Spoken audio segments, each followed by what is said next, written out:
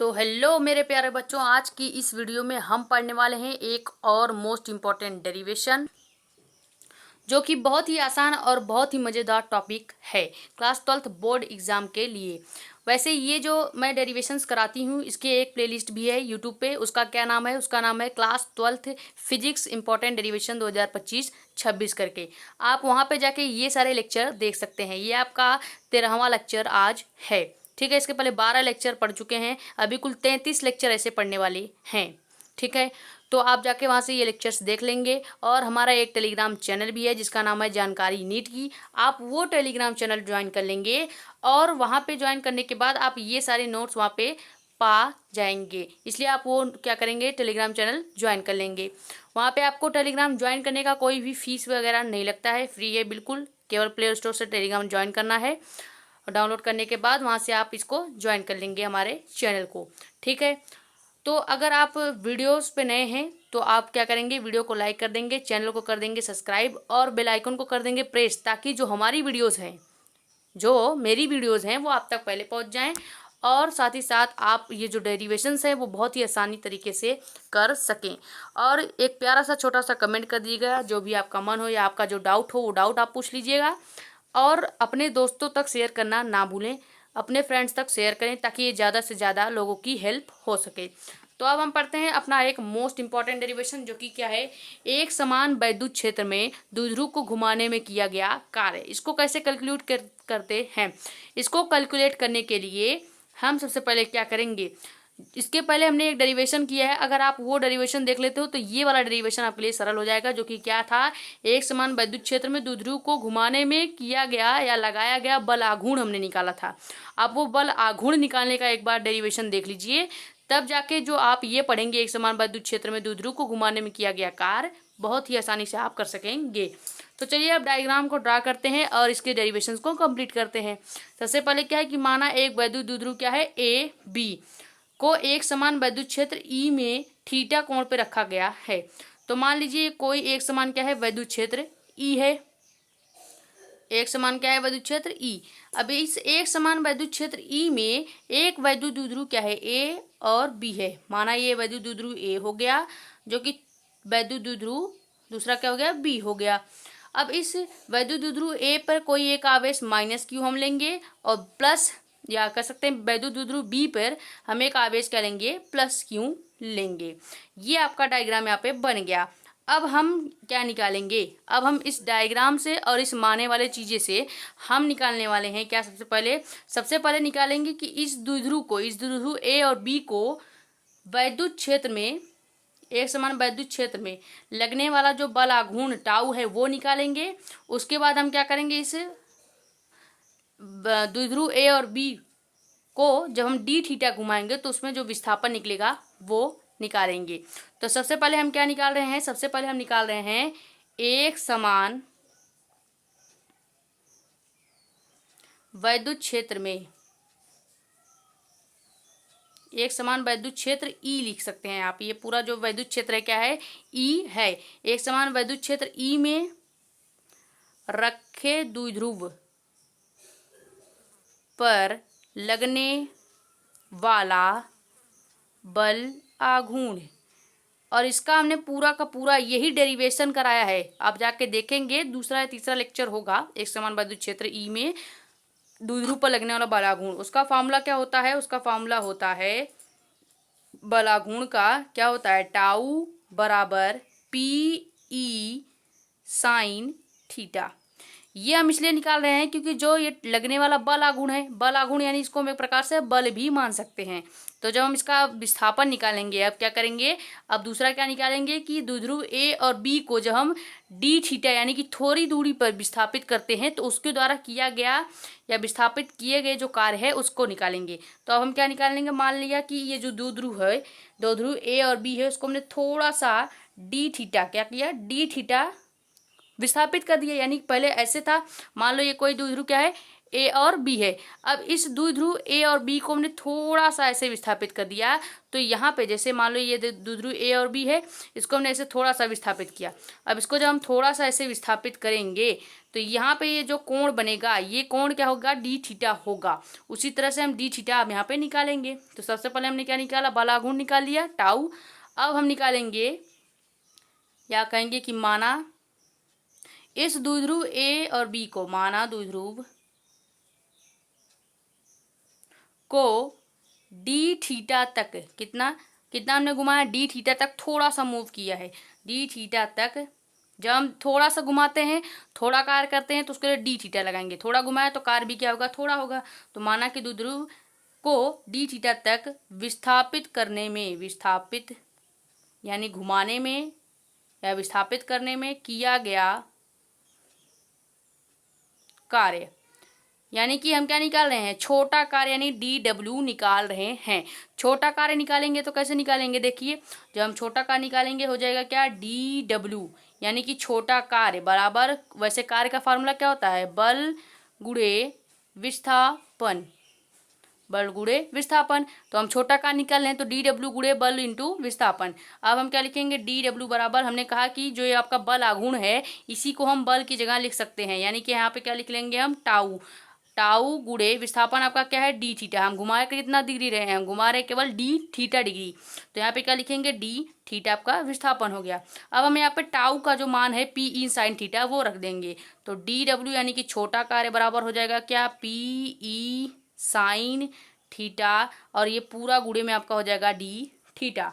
ये आपका क्या हो गया, ये आपका हो गया माना द्विध्रुव को डी थीटा, यानी कि छोटी दूरी पर जब आप घुमाएंगे तो छोटी दूरी पर घुमाने पर किया गया कार्य क्या होगा, डी डब्ल्यू बराबर P E sine theta into D theta. ये आपका पहला क्या निकला, इक्वेशन निकला। अब हम दूसरा इक्वेशन क्या बनाएंगे कि यही जो कार्य है, अगर हम इसको जो द्विध्रुव ए और बी है उसको हम थीटा 1 से थीटा 2 डिग्री तक घुमा दे, यानी थोड़ा और विस्थापित कर दे। चूंकि द्विध्रुव है हम इसको कितना भी डिग्री घुमा सकते हैं। अब हमारा मर्ज भाई, हम इसको चाहे 0 से 90 डिग्री घुमा दे, 0 से 180 डिग्री घुमा दे, या कह सकते हैं 0 से डायरेक्ट 100 डिग्री घुमा दे, 180 डिग्री घुमा दे। तो हम क्या करेंगे, सबसे पहले मानेंगे कि इसको हमने थीटा 1 से थीटा डिग्री घुमाया। तो क्या कहेंगे अब हम सेकंड लेंगे कि माना द्विध्रुव को, द्विध्रुव क्या है आपका ए और बी, आप लिख सकते हैं ऐसे अपने मन से, द्विध्रुव ए और बी को थीटा 1 से थीटा 2 तक, यानी अब हम लिमिट का प्रयोग करने वाले हैं। अब आपको बता दें कि जब हम पहले हमने छोटी दूरी निकाली थी, छोटा विस्थापित किया था, अब हम थीटा 1 से थीटा 2 घुमा रहे हैं या विस्थापित कर रहे हैं, तो यानी हम बड़ा विस्थापित कर रहे हैं। जब बड़ा विस्थापित करेंगे तो ये डी हट के आपका समाकलन हो जाएगा। फिजिक्स में जब आप कोई भी चीज़ संपूर्ण निकालते हैं, बड़ा निकालते हैं, तो आप वहाँ पे समाकलन का प्रयोग करते हैं। ठीक है, ये आपको आना ही चाहिए, जो कि 11th में पढ़ना था, लेकिन अगर आपने नहीं पढ़ा तो 12th में जहाँ पे समाकलन आएगा वो हम समझा देंगे। तो यहाँ पे क्या है कि माना द्विध्रुव ए बी को थीटा 1 से थीटा 2, यानी ये लिमिट हम लगाएंगे, थीटा 1 से थीटा 2 तक घुमाने में किया गया कार्य। अब इसको कैसे निकालेंगे, कुछ नहीं करना है आपको, जो ये डी है डी हटा के आप क्या लिखेंगे, डायरेक्ट कार्य निकालेंगे, क्योंकि आप बड़ा कार्य निकाल रहे हैं, बड़ा घुमा रहे हैं, बड़ा घुमा रहे हैं, यानी थीटा 1 से थीटा 2 बड़े दूरी घुमा रहे हैं। तो डायरेक्ट क्या हो जाएगा, डब्ल्यू बराबर ये हटेगा आपका, आ जाएगा क्या, समाकलन थीटा 1 से हम कहाँ घुमा रहे हैं, थीटा 1 से थीटा 2, तो थीटा 1 से थीटा 2 आपका क्या हो जाएगा, लिमिट हो जाएगा थीटा 1 से थीटा 2।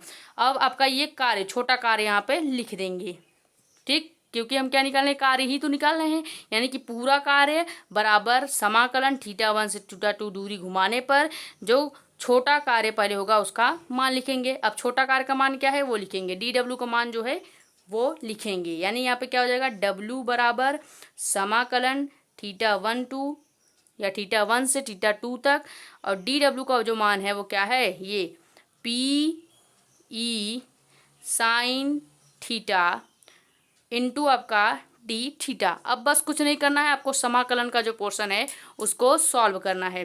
तो इसको सॉल्व करेंगे तो क्या हो जाएगा आपका, अब इसको पीई को हम क्या कर लेंगे, इस समाकलन के बाहर ले लेंगे।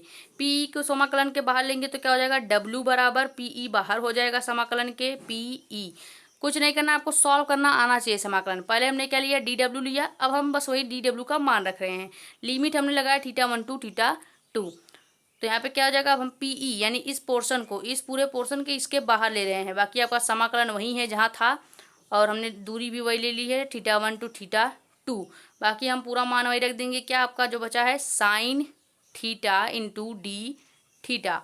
अब आपको बता दें, जब कभी भी आप साइन थीटा का क्या करते हैं, समाकलन करते हैं, तो साइन थीटा का समाकलन का जो एक फॉर्मूला होता है बेसिक मैथ्स का, वो क्या होता है कि साइन थीटा समाकलन साइन थीटा जब आप करेंगे तो क्या हो जाएगा, minus cos theta, minus cos theta. ये क्या होता है, आपका एक फॉर्मूला होता है बेसिक मैथ्स का। यानी आप साइन थीटा की जगह क्या लिख सकते हैं, माइनस कॉस थीटा लिख सकते हैं। तो अब क्या करेंगे, डब्ल्यू बराबर हम लिखेंगे पीई, आपका वैसे बाहर ही रहेगा, और आपकी जो ये लिमिट है इसको हम अब ब्रैकेट में कर देंगे। यानी कि साइन थीटा का मान हम ब्रैकेट में रख रहे हैं, माइनस कॉस थीटा इंटू आपका ये डी थीटा हट जाएगा। डी थीटा हटेगा क्योंकि हम लिमिट लगा रहे हैं। जब हम समाकलन हटाते हैं, समाकलन हटाने का मतलब क्या है कि आप डी को भी हटा रहे हैं। जब आप समाकलन, यहाँ पे देखिए समाकलन कब लगाया, जब हमने डी हटाया तो समाकलन लगाया। डी लगाने समाकलन लगाने का मतलब है कि डी आप हल लगा रहे हैं, ठीक है। तो यहाँ पे हम समाकलन हटा रहे हैं, तो यहाँ से आपका डी थीटा भी हट जाएगा।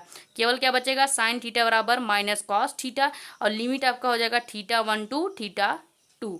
अब लिमिट कैसे सॉल्व करते हैं, ध्यान दें, लिमिट कैसे सॉल्व करते हैं। लिमिट सॉल्व करना लोगों को नहीं आता, बहुत ही सरल है। एक बार जब आप लिमिट सॉल्व करेंगे तो अपर लिमिट यानी बड़ा जो ऊपर वाला लिमिट है उसका गुणा करेंगे, कॉस थीटा हो जाएगा आपका θ2। कैसे करेंगे, देखिए लिमिट सॉल्व करने के लिए क्या करते हैं, डब्ल्यू बराबर पीई, पीई ब्रैकेट में आपका हो जाएगा माइनस कॉस थीटा, वैसे लिखेंगे। और यहाँ पे पहली बार क्या करेंगे, अपर लिमिट यानी कि cos θ2 minus lower limit cos theta, यहाँ पे फिर से माइनस लगाएंगे, ये पूरा माइनस वाला लेंगे पोर्शन, कॉस θ1। ठीक, कुछ नहीं किया हमने, कुछ नहीं किया, बस ध्यान से देखिए क्या किया है। जब कभी भी हम लोअर क्या करते हैं, लिमिट सॉल्व करते हैं, तो हम क्या करते हैं, upper limit minus lower limit, यानी पूरा मान हमने वही रखा कॉस थीटा, वहाँ तक वैसे ही रखा। पहले हमने अपर लिमिट घटाया यानी कॉस θ2 माइनस फॉर्मूले में होता है, फॉर्मूला लिख रहा, और फिर से हमने ये पूरा माइनस वाला पोर्शन लिखा, अब कॉस θ1 लिख दिया। अब चूंकि माइनस माइनस का जब आप गुणा करते हैं तो क्या हो जाता है, प्लस। तो डब्ल्यू बराबर पीई ब्रैकेट में आपका हो जाएगा माइनस कॉस θ2, और ये माइनस माइनस हो जाएगा प्लस कॉस θ1। अब ले चलते हैं इसको नेक्स्ट पेज में, यहाँ से हम नेक्स्ट पेज में सॉल्व करेंगे। तो अब यहाँ से हम क्या सॉल्व करेंगे, जो कि आपका नेक्स्ट पेज में था, यहाँ से आप सॉल्व करेंगे तो क्या हो जाएगा, देखिए अब कुछ नहीं करना है, हमने पूरा सॉल्व भी कर लिया है। अब बस हम इसको असेंबल कर देंगे और आपका ये जो मान है वो निकल के आ जाएगा, या डेरिवेशन कंप्लीट हो जाएगा। तो क्या हो जाएगा, आपका कार्य बराबर पीई वैसे ही रहेगा। अब ये छोटा ब्रैकेट लग जाएगा, कॉस θ1 कर देंगे, असेंबल करेंगे तो पहले 1 घटाएंगे, 1 में से 2 घटाएंगे, कॉस θ1 माइनस कॉस θ2। ये जो आपका निकल के आया, ये आपका निकल के क्या आ गया, ये आपका निकल गया θ1 से θ2 तक घुमाने में किया गया कार्य, घुमाने में किया गया कार्य निकल के आ गया। ठीक, तो पहले हमने छोटा कार्य निकाला यानी कि डी डब्ल्यू निकाला, फिर हमने निकाला θ1 से θ2 तक घुमाने में किया गया कार्य। यही आपका क्या है, यही आपका है वैद्युत एक समान वैद्युत क्षेत्र में किया गया, या कह सकते हैं घुमाने में किया गया कार्य। लेकिन आप ये भी लिख सकते हैं और इसकी जगह एक और केस आप लगा सकते हैं, जो कि क्या है कि हम द्विध्रुव को किसी भी एंगल से घुमा सकते हैं। तो यदि हम क्या करें, इसी द्विध्रुव को हम θ1 बराबर 0 डिग्री मान लें और θ2 डिग्री बराबर क्या मान लें, थीटा मान लें। अगर ऐसे हम घुमा दें तो क्या होगा, या रखें तो कार्य क्या होगा, इसको निकालते हैं। ये हम अलग केस मान रहे हैं कि अगर हम क्या करें, देखो हमारा फार्मूला तो या डेरिवेशन तो यहीं कंप्लीट हो गया, लेकिन आपको एक और केस मान के इसलिए बता रहे हैं क्योंकि ये वाला जो केस बन के जो फार्मूला आएगा वो आपको डेरिवेशन में काम देगा। तो यहाँ पे अब क्या होगा, ये W बराबर PE वैसे ही रहेगा, कॉस थीटा भी वैसे रहेगा, बस θ1 की जगह हम क्या रख देंगे, 0 डिग्री माइनस कॉस θ2 की जगह हम क्या रख देंगे, केवल थीटा रख देंगे। और इसी को आप सॉल्व करेंगे तो W बराबर पी ई कॉस थीटा 0 का मान क्या होता है, कॉस 0 डिग्री का मान होता है 1 माइनस कॉस थीटा।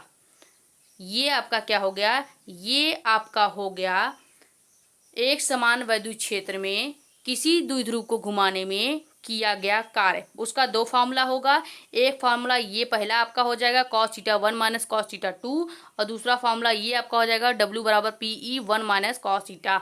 ये आपको न्यूमेरिकल में काम देगा, न्यूमेरिकल में काम देगा, यानी कि आपको आंकिक क्वेश्चन, आंकिक प्रश्न सॉल्व करने में काम देगा, इसीलिए हमने आपको ये बताया।